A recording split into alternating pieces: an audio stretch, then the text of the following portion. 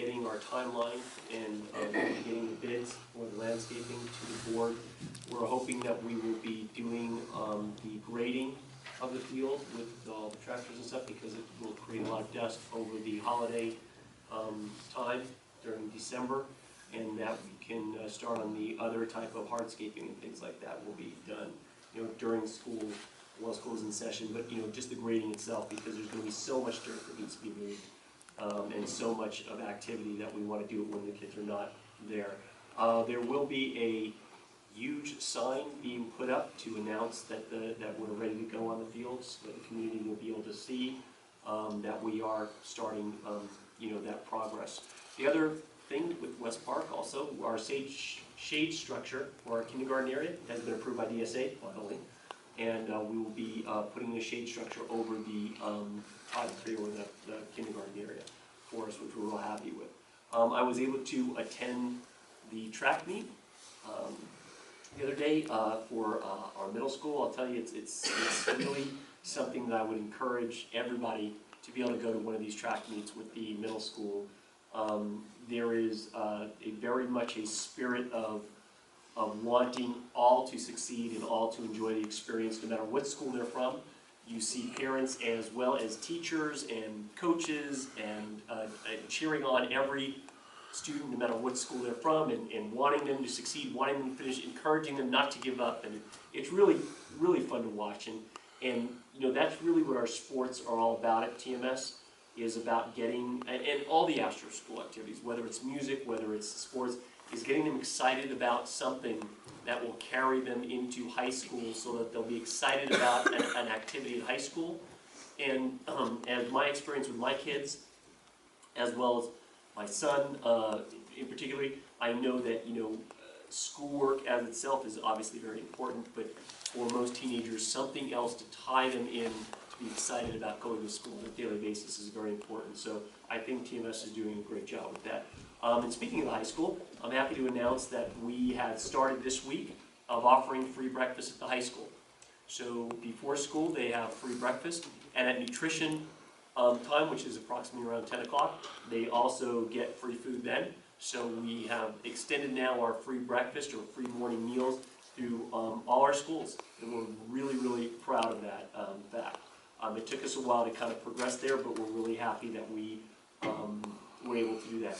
And finally, I was able to, over the last month, attend all of the staff meetings, at least at one in each site, and be able to talk directly to the staff. And I think you know, I'm really pleased at everything that they're accomplishing, and express that to them, as well as giving them an opportunity to talk directly to me and ask questions, their concerns and stuff.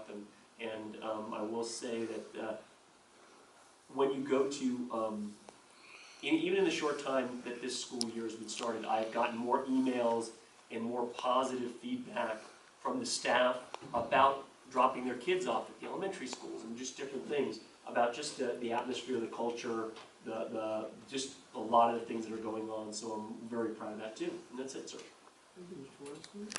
Mr. President, members of the board, probably recognize me. I'm Tim Carty, and I've had the privilege of working with the Southern Kern Unified School District for many, many years, and have served as your longtime financial consultant and bond underwriter as we've implemented a couple of general obligation bond programs here in the district, one in 2002, one in 2008. And periodically I've come before you to try to do a couple of things. Number one, periodically when we've considered the issuing of bonds, to try to give you some advice and help you think through some of the important issues that we've had to address over the years in terms of bonds. And then also just periodically, as things have changed, to give you occasional reports on what's achievable with our general obligation bond program, where do tax rates stand, are there any potential changes in law, those sorts of things. So I've talked a few times in the last few months with Jeff and Pete, and thought this was a good opportunity to give you a little bit of an update on a couple of things that are quite significant. One is a relatively dramatic change to the positive in the Southern Kern Unified School District's assessed valuation, and a change in state law now that's been signed by the governor, that's going to take effect January 1, 2014. So I brought a very brief summary booklet, and I'll only take a few minutes to go through this. I think I brought about 9 copies. Jeff, would it be okay? That'd be great, thank you. I don't apologize, I don't have it here in Southern Kern Unified Schools. Hey, thanks. The election of 2002, the election of 2001. All of the bond money was accessed under the 2002 election. And of our $24 million that was approved by the voters in 2008, all but $9.1 million has been accessed. So there's $9.1 million available. And you might remember that about 15, 16 months ago or so, we were here and we issued that $3.8 million, and the purpose of that, if you recall, was the payoff of that certificate of participation. Remember that? There was the whole issue with the county and the county supervision of the district and getting rid of that certificate of participation. So that was that $3.8 million that we did about, as I say, 15, 16 months ago or so. So $9.1 million is left. Now if you look at page 2, and we're not trying to give anybody an eye exam, and this is a reprint of a sheet of paper that you might recall that I showed you back when we were issuing the bonds last year in 2012 in June. We had 2 elections, 02 and 08, and as a unified school district in California, $60 per 100,000 is approximately the limit per election. So we knew that $120 or so per 100,000 of assessed value was about the range where we wanted to be. And so that column 13, on a projected basis, we were going as high as 130, close enough to 120, and then it would drop down. And I also want to draw your attention to column 9. In column 9, we were focused on that very bottom. This was the tax increase due to last year's bonds to pay off the COP. And we wanted to try to have that be as close to $10 a year on average as possible. And if you see at the very bottom, it was $10.61. So this was a snapshot of the way things looked last year in June when we sold that batch of bonds for the 2002, or rather for the certificate of participation, the COP payoff. Now, you turn the page and you look at column 3 and you look right above the line. Now we verified this 2 or 3 times with Kern County because when you look at this, it looks like it must be a typo, it must be a mistake. Well, it's not. The district experienced a 62% increase year over year in assessed valuation. And when we talked to the folks at Kern County, they pointed to, and you'll know this more specifically than I will, but wind farms, solar projects that came on the tax roll for the year July 1st, 2014, and some of you are shaking your heads knowingly, so that must ring true. So when we checked with the county, we said, look, something must be wrong. So go to column 13. The impact of that is, remember we just looked at a piece of paper that showed $120, $130. Now that expected tax rate in the future is down in the 80s. Down in the 80s per 100,000. So that's been a dramatic change from what we reasonably expected in June of 2012 might be the case going forward to where we are now. So I thought that might open the question. We have $9.1 million left. Does this, if we have the need, does this create any possibilities to access any of those bond funds going forward if we have worthwhile projects? Because we thought we might have a tax rate per 100,000 of $120, $130. Now as a result of this change, we're down in the 80s. And some press about school districts that might have abused that type of bond. And so the state legislature passed a law, and the only 2 things that are really important for you, right-hand side versus left-hand side. If you look at the right-hand side at the top,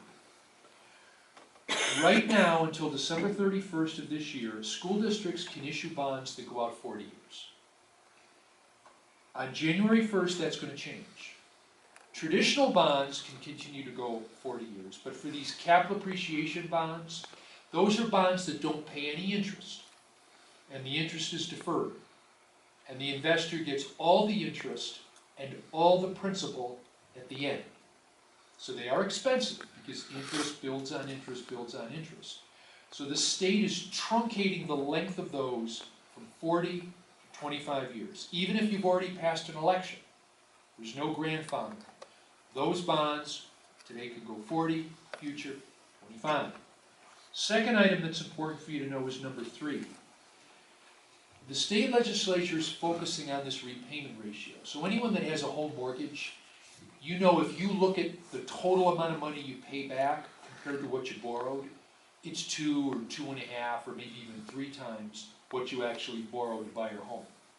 Right now on a school bond, there's no standard as to the repayment ratio.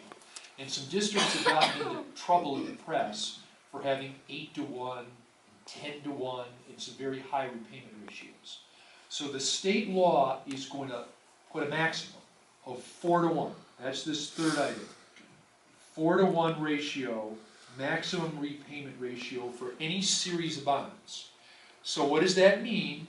That means that not only are bonds after January 1 going to need to be shorter than they were in the past, they're going to end up being more expensive. That's good for taxpayers. It's probably good policy and good government. But it also means that if a school district, for whatever reason, wanted to have bonds that had a 5 or a 6-to-1 repayment ratio, we can't do that. So, effective January 1, we're all going to have to comply with this AB 182 that's been signed by the governor. Last page, this is just something for you to get you thinking. Knowing we have to comply with the new law, if you look at the columns in pink, columns 12 and 13, if we wanted to issue bonds, we could. And there's about $5.34 million that we could raise, complying with the new law, and keeping in mind that we have a $60 limit for both the 2002 election and the 2008 election. So we can't issue bonds if we expect that the tax rate for each election, looked at independently, would be above $60 per 100,000. So staying within that and complying with the new law, there is about $5.34 million worth of money we could access.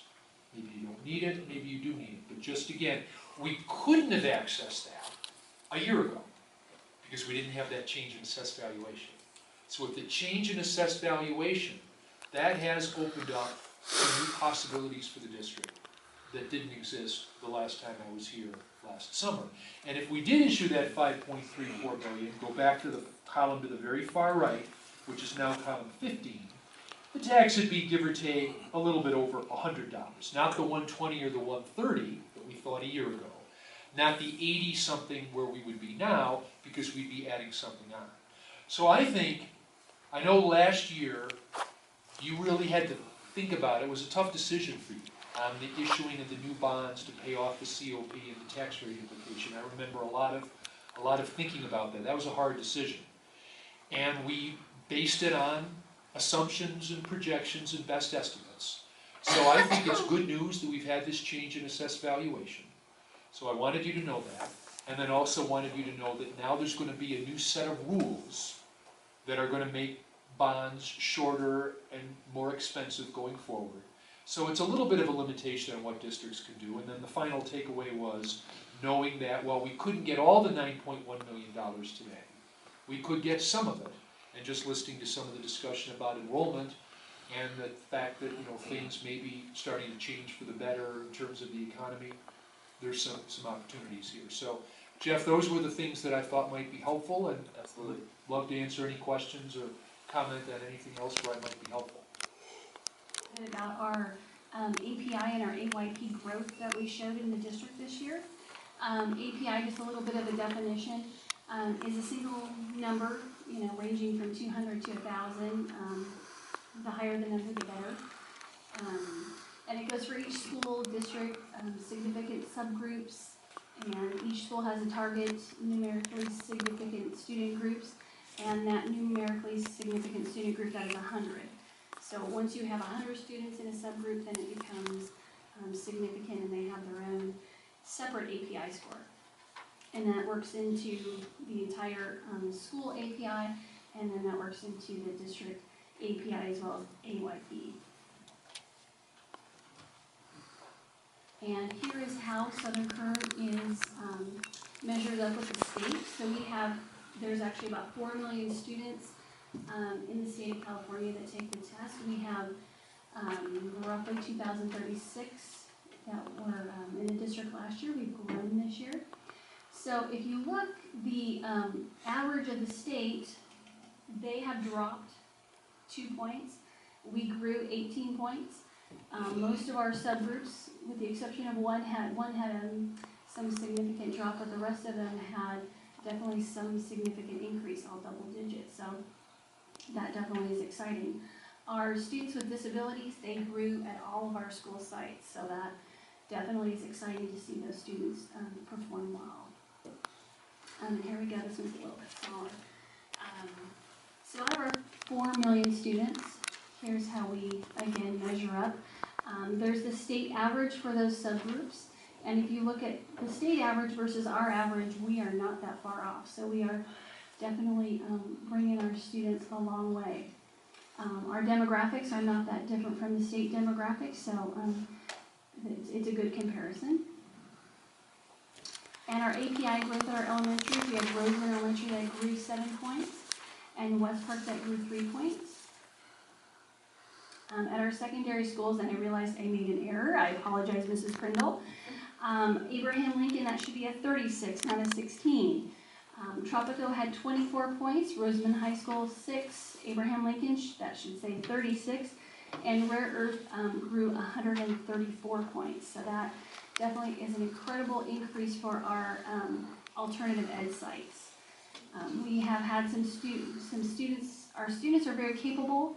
I think in the past, it was a big challenge for Mrs. Prindle and her staff to help those students realize that the test is important for them as well as the school. So look what they can do when they take things seriously and they really put their heart into it. So that definitely was incredible. All right, so here's some, just in summary, 4 of our schools met their AYP growth targets. We had one school that didn't meet exactly the growth target, but they still increased. So every one of our schools showed increase this year. 3 of our schools met their API growth targets for all their subgroups, and that was Rosamond High School, Rare Earth, and Abraham Lincoln. 3 schools met both school-wide and subgroup growth targets, and that was Rare Earth, Rosamond High School, and Abraham Lincoln again. 3 schools had double-digit growth for their API. That was Tropico, Rare Earth, and Abraham Lincoln. And our students with disabilities showed growth at all of our sites. And AYP, that's also this is how we determine the program improvement status is through AYP. And if you look at the bottom, it shows you how every single year that growth target increased. So this past year, our students had to make, you had to have 89% proficient in language arts and 89.1% proficient for math. Rare Earth and Abraham Lincoln, because they're small schools, they fall into a little bit of a different percentage, and it was right around 88% that they had to have proficient. Here's our, how we measured up. So the numbers in red showed that it's what's called safe harbor. So they didn't exactly make that 89.5% at West Park, but they were able to safe harbor and get credit, so to speak, for that percentage because they showed substantial growth in that area. So that was safe harbor for them. Both of our elementaries are still year 5 program improvement. For Tropico, they showed significant improvement in math as well, so they were safe harbored in those areas. And Rosamond High School safe harbored in both language arts and math at 54.7% and 52.8%. The only schools that take Title I money, which is how you get yourself into program improvement. Our elementaries, none of our other schools are in program improvement. And just to summarize that, we didn't meet our AYP targets at 4 of our 6 sites. And so we do remain, our district as a whole, in program improvement year 3.